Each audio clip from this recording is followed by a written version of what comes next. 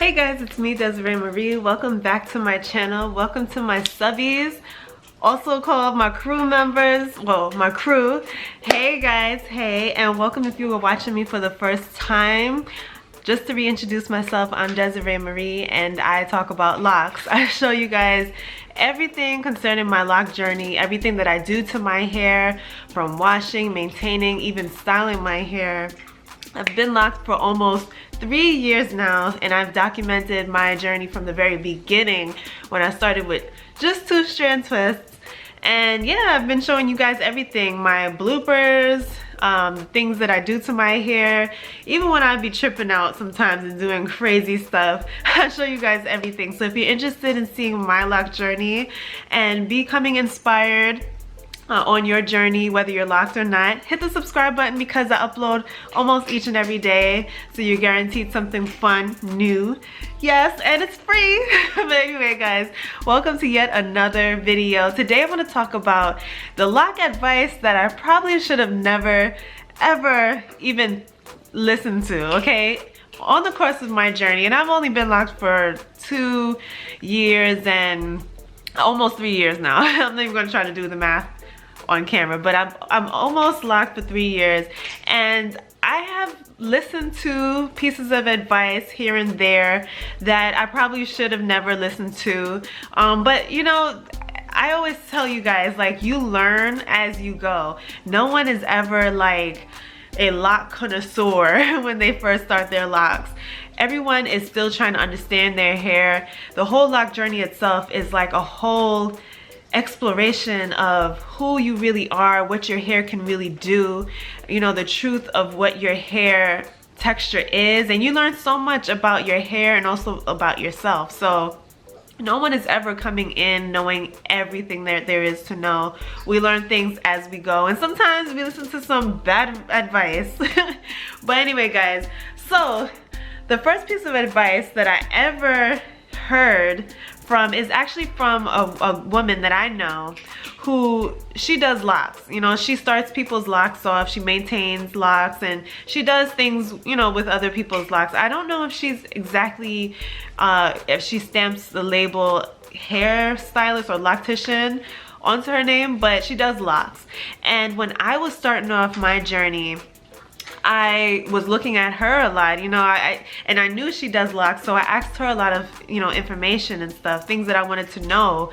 I didn't lock my hair just as yet, but I was asking her, you know, what is it like to have locks? What does it take to maintain it? You know, it's such a mystery looking from outside in. So she gave me some pieces of advice and I took it, and I started my hair with braid locks. Now, I started my hair with braid locks because that was my own piece of advice that I kind of thought would work out for me, but my hair is not as thick enough to do the braid locks, so I have a whole video on that. I'm kind of going all over the place, but the first piece of advice that I ever took that was bad was my own advice, which was installing braid locks. I looked all over the internet trying to figure out what was best for me. I saw that braid locks keep your hair neat for a longer period of time, so you don't have to worry about your hair frizzing out. I was so concerned about my hair being super frizzy and in the ugly stage that I wanted to kind of like keep my hair as neat as possible while still trying to understand my hair. So the first piece of advice that I took was from myself, which was installing my first set of locks, which were braid locks. And the braid locks, it only lasted like a month until I realized that that was not it for me. You know, my hair is not the thickest set of hair, so I would not have ended up with many locks. And plus, the braid pattern would have taken forever to finally become a lock. And me personally, I don't have the patience to wait, you know, years plus just to actually have, you know, look like I have locks. So I decided to take them out and install 2-strand twists. And I actually did it like spur of the moment in the middle of the night took it out, was like, you know what, this is not it, and reinstalled my second set. Well, I installed my second set of locks, which is what I have now. So that was the first advice. But now going back to the hairstylist that I know, she told me that when your hair gets frizzy, you should always take the frizzy hairs and wrap it around the lock. And girl, guy, whoever's watching this, that could not be so much farther from the truth. I mean, it does help to kind of loosely wrap the hairs around every so often, but she was talking about like wrapping it around, like going through each lock and wrapping it around. And I did do that one time, then I realized maybe I shouldn't do this. Now looking back, as I'm almost 3 years locked, I realized that that is actually a really bad practice, especially when you're newly locked. When you're newly locked, your hair is still trying to form, it's still trying to mature. It's like a flower, it's still trying to bud.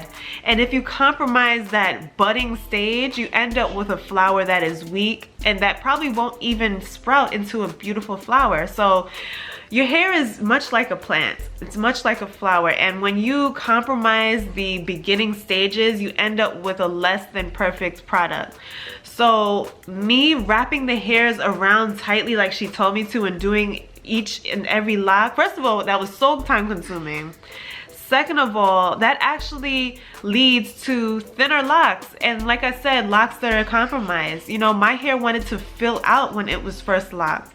It wanted to fill out, it wanted to have space so that the shed hairs would actually find its space within my 2-strand twist pattern and full out into the actual lock it's supposed to be. My hair wanted to become, you know, grow into the fullness of the shape that it wanted to, you know, it was meant to become. So I always advise people who ask me, hey Desiree, what should I do about my hair when it's frizzy? Yeah, you can go ahead and loosely wrap the locks, you know, wrap the hairs around. And you can also try palm rolling, like lightly palm rolling the hairs into place, just so that you have, you know, a uniformed look if you're looking for that. But if not, you really don't need it, you know. So I always tell people either, you know, lightly palm roll, lightly wrap the hairs around, but don't overdo it because your hair is trying to find its way. So yeah, and I would also, looking back, I would not have been so obsessed over my frizzies. I would have embraced it, because right now I see other people with like frizzy baby locks and I think it's the cutest thing. I think it's so cute. I actually think that's the most beautiful stage, because the hair is just like, it's cute. I love it. I love how it looks. And if I can go back, I would embrace my frizzies so that my hair probably would be fuller than it is right now. Even though I'm happy with the way that it looks, I probably would have ended up with a different type of, you know, look. Probably would have had thicker locks. I don't know. But yeah, looking back, I would just embrace the process and not really, you know, listen to so many people. Another piece of advice that I received was that I should use the Dr. Bronner's shampoo when I was baby locked. And I'm not knocking the Dr. Bronner's shampoo. I actually saw it today while I was out shopping with my husband, and I want to purchase it again. But for me, when I was baby locked, my hair was very, very fragile, you know. And when I say fragile, I don't mean that it was weak. I mean that anything that I would have done to the hair, like I said, would have compromised the growth. So when I was baby locked, it was super easy for me to get lint caught up in my hair, super easy for me to get buildup, and it was just in a very vulnerable state while it's still growing. So anything that I did, even wearing like a cotton sweater, would have gotten, you know, pieces of the cotton trapped up in the back of my locks back here. I used to always suffer from that. But now when I talk about Dr. Bronner's, I mean that when I was baby locked, like I said, I was super prone to buildup and issues. And using the Dr. Bronner's, it has so many great like ingredients that I love. I love that it's natural. You know, that's something that I love and I still love to this very day. But it also had an ingredient that did not work for me back then either, and does not work probably for many people who are very prone to prone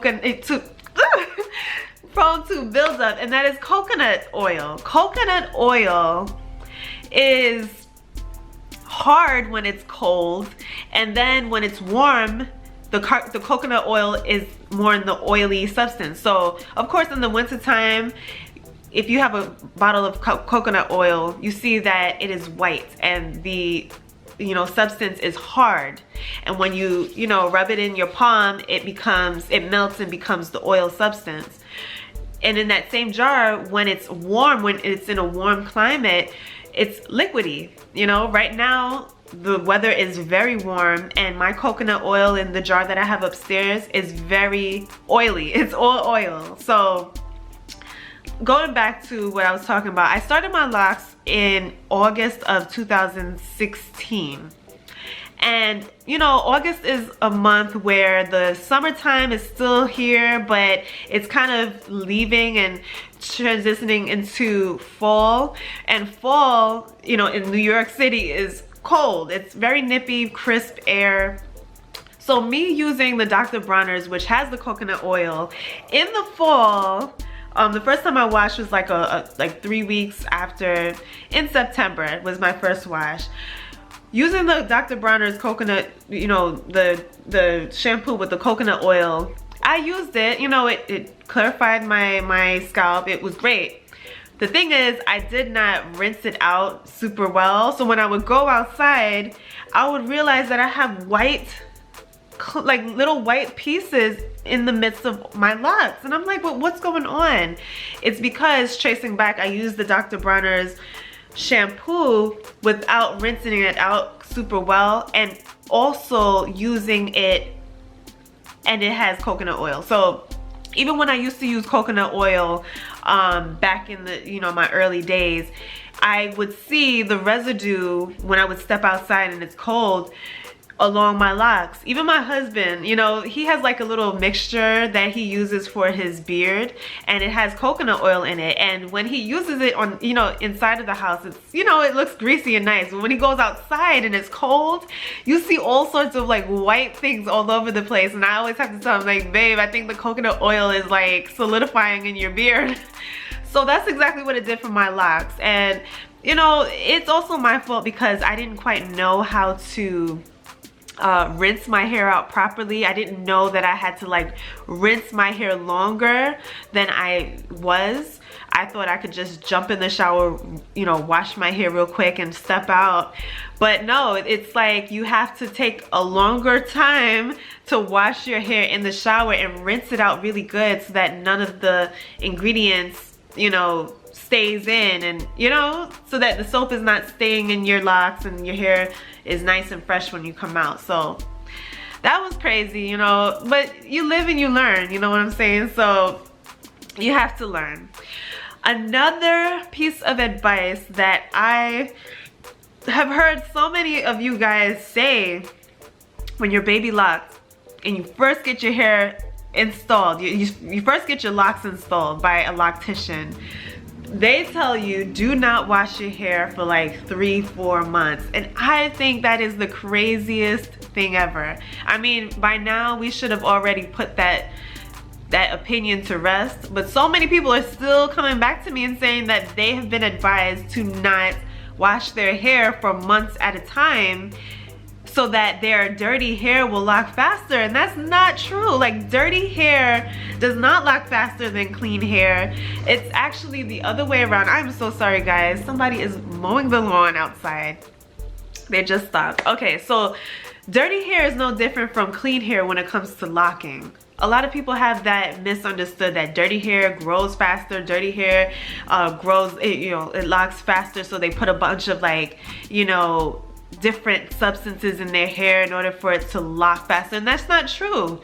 What you need, instead of getting the extra sea salt and the extra mud like substances to lock up your hair, what you actually need to do is just wash your hair, because water has a way of coiling up your strands, and that is the way that locks grow. That is the way that locks are formed. Locks are formed because you have many shedded hairs, and you also have many hairs that have been coiled up in the process of you washing your hair and misting your hair. So don't be afraid.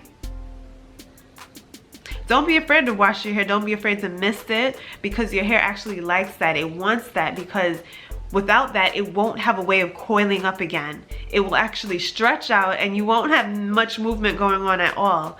So I would say to you guys that are newly locked, you're baby locked, you're still trying to find your way, whether you have installed it with braids, twists, comb coils, or you are going the freeform route, wash your hair as soon as possible. You know, don't be afraid of the unraveling and all of that stuff, because there are ways that you can wash your hair without it unraveling. I did a video on that, and there are many other videos online that show you how to wash your hair without it, you know, tangling up. If you want me to reintroduce that video, you can let me know. I can, you know, repost it for you. But don't take the advice of some of these people that are supposedly like lock professionals, but they're telling you these things that will actually put your hair in danger.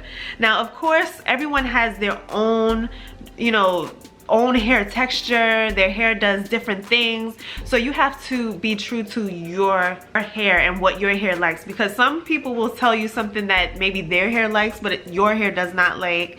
And you know, you just have to get to know what your hair likes and do that.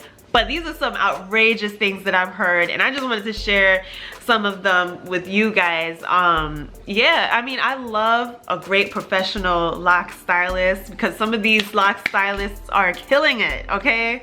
I see a lot of nice, you know, IG pages where they are doing some beautiful things online, but it's like some of the ones that, you know, they think they're locticians but they're not, and they're telling you how to do your hair and it's actually the wrong way. These are the ones that I am like kind of weary about, because they're telling people don't wash your hair for months. Wrap your hair tight, you know, wrap each strand, each lock tight when it's frizzy. As soon as it's frizzy, wrap it around. And these are the things that like kind of lead people on, and they realize that their hair didn't grow out.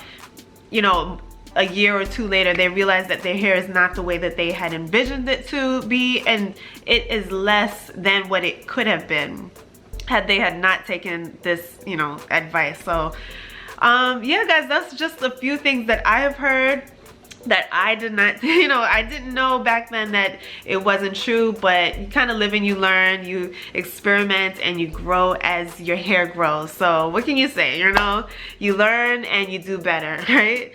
But guys, if you have any crazy opinions that you've heard other people express to you that are just crazy about locks, let us know down below. What are some crazy pieces of advice that you have heard, you have taken, you have actually taken and realized that it was the worst thing ever for your hair? Let us know your stories down below, because I'm very interested in knowing. But thank you guys for tuning in to yet another video.